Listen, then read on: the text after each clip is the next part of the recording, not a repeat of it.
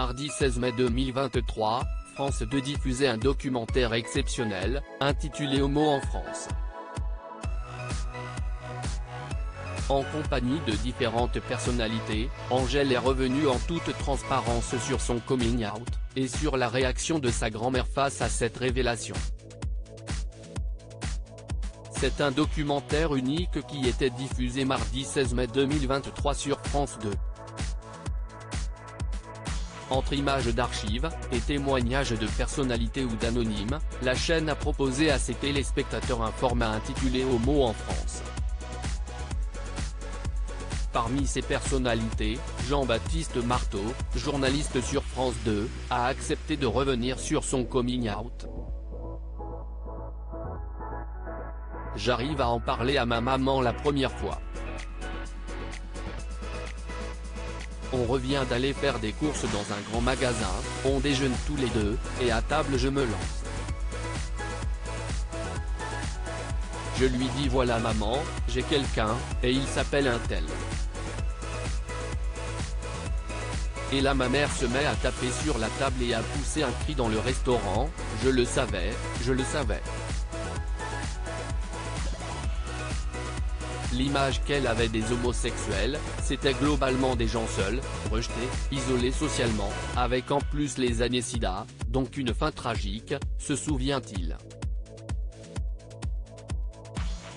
Je voyais qu'à défaut de le comprendre, elle l'acceptait, et c'était le plus important. Une autre personnalité, particulièrement en vogue actuellement, Angèle, s'est elle aussi livrée sur le sujet, à travers une anecdote d'enfance.